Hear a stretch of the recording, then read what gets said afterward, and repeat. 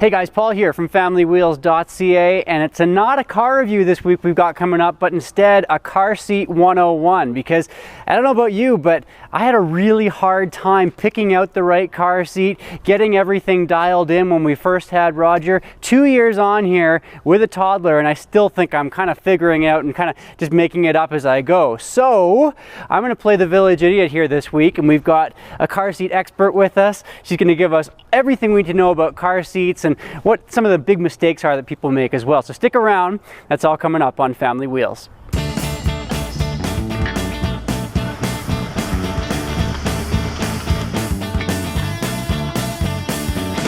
I always see the side from the back. So Shelley, you decided to come by today and give me a little sort of pep talk on car seats. Tell me what it is that you do exactly.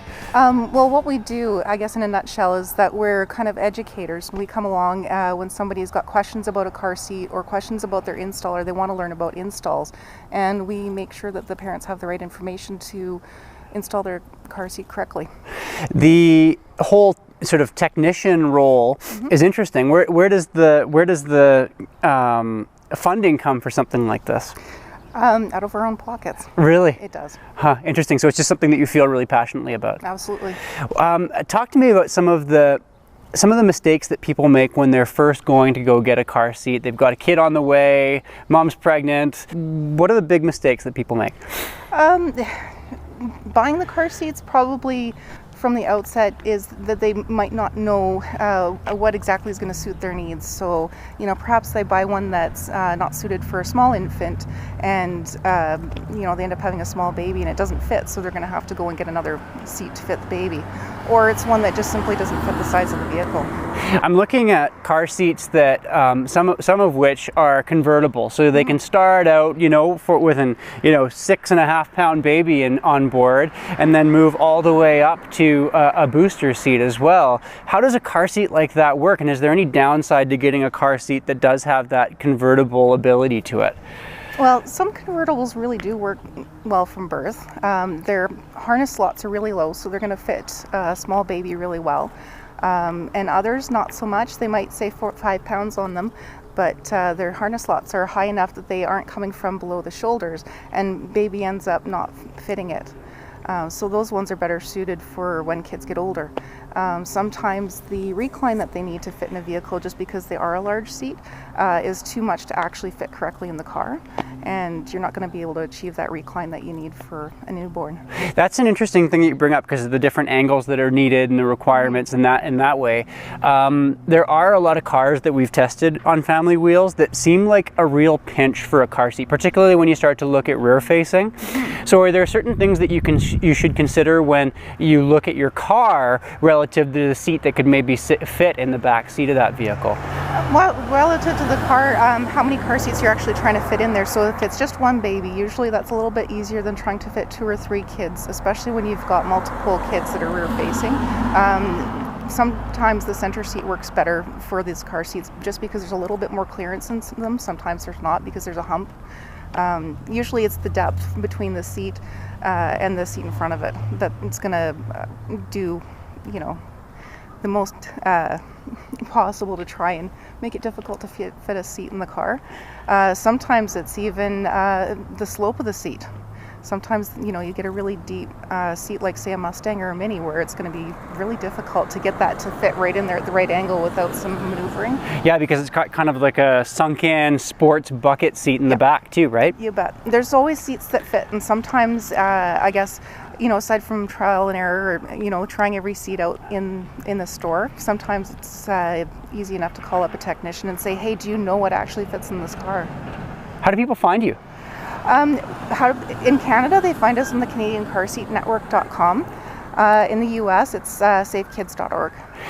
And when we're talking about like different provinces, different states, different countries, I mean, we're talking about Canada versus the States here, are we going to see a big difference in terms of what people should expect in terms, the standards that are set for car seats? Not a whole lot different on necessarily the standards. There's a lot of similarities between the two countries.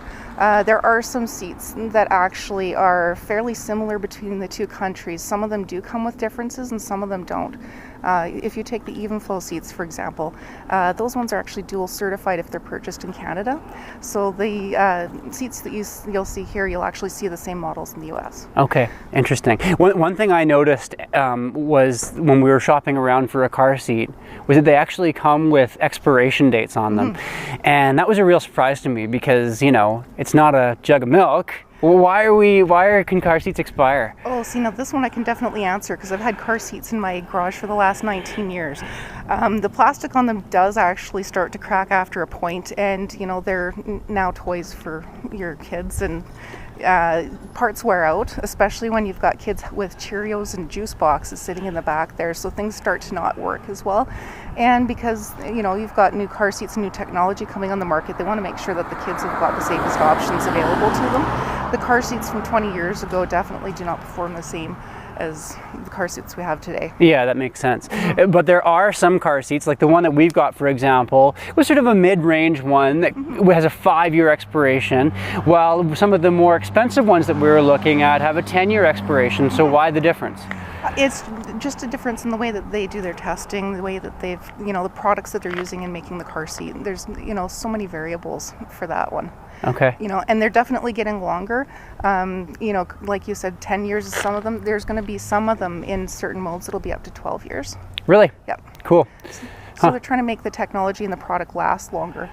Some of the ones that do, though, most of the kids will probably outgrow the seat before they ever reach 12 years old, but they're really good for passing down to siblings. Right. But what about not just passing down to siblings, but selling them? Is there any worthwhile, is it worthwhile at all for people to look at a used car seat on something like Kijiji or Craigslist or whatever?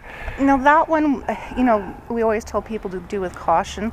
There is a regulation standards that came through, and it came into effect January 1st, 2012. So seats made prior to that, if they didn't meet those current standards, cannot be sold, lent, or borrowed. Now, past that, the ones that do actually meet the standards, they can, but with a bit of caution. We always tell people to, you know, if they're getting a seat off of somebody, it should be somebody that you know fairly well. You have to know if it's been cleaned according to the manufacturer's instruction.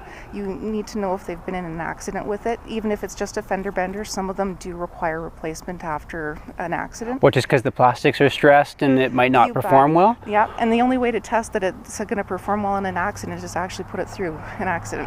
Right.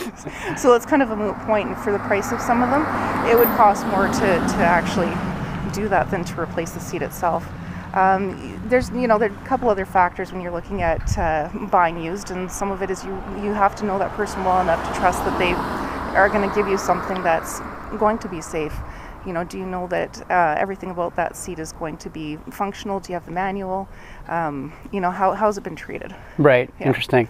Well, I want to talk more with you about setup. So I've actually cleaned the back seat of our Volvo for you. I know, because it was a mess back there. So let's take a look in the back seat of the car and set up our car seat and see what I'm doing wrong, because I bet you there are a couple of things. You bet.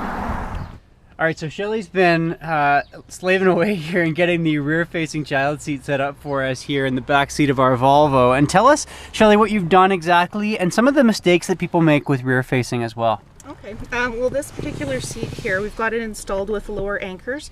We've gotten it in end tight, and one of the things you do is to check for movement at the belt path and see if it's less than an inch of movement. So on this side, if we were to check from this point of view, we've just got our hand through the belt path right here, and we're just going to give it a little shake about a firm handshake. Now, since I'm not on that side, I'll do it from here. Yeah. So we're just going to check for movement and see if it's less than an inch. And right now, that's definitely less than an inch. One of the mistakes that people make with checking to see if it's tight enough is they grab from the top of the seat and see if it's tight enough from there. That's not going to tell you how tight a car seat is. We just want to check right from where the manual says, and right through here, where either the seatbelt or the UAS is going to go through for rear facing. One thing that I wasn't sure of when I first got the car seat was this strap right here. I thought that, you know, with it rear facing, because of course our little guy was rear facing at first, that I must find a way to use it and maybe attach it to the front passenger seat, but that's not something we need to do, is it? Not with this particular seat, absolutely. This one just gets tethered forward facing. For just about every seat in Canada, actually, we want to make sure that that top tether is stored. There's a few exceptions, so you'll have to check in your manual for those exceptions, and you also have to check to see if your vehicle allows it, and most don't. Right, right. What are the big mistakes that you see people make when they're dealing with a rear-facing car seat like this one? Sometimes they'll actually use those lower anchors, but they'll also use the seatbelt too at the same time. So it's one or the other? It's one or the other. The big question that I know a lot of people have, and it's a bit of a debate as well, is when do you put a child from rear-facing to front-facing? What's your answer? Our answer actually is basically what the experts are telling us. You're the expert. Well, we actually defer to, for those ones, the American Academy of Pediatrics, British Medical Journal, and the National Highway Traffic and Safety Administration, and they are saying to at least 2 years, or to the maximum of your seat, which for some kids can be up to age 4. Wow, so it can be, so kids can be rear-facing for quite some time. Quite some time, yeah. The Swedish people are way ahead of us in that, and they've been doing it since the 60s. And they rear-face to about an average of age 4 or older. Huh, interesting. Mm-hmm. And then when it comes time to front-face, yeah. What are the mistakes people make with front-facing car seats? Well, this tether that we were talking about, they miss attaching it. In Canada, it's mandatory. In the US, it's highly recommended. You also have to check your manual because there may be a few seats that require it.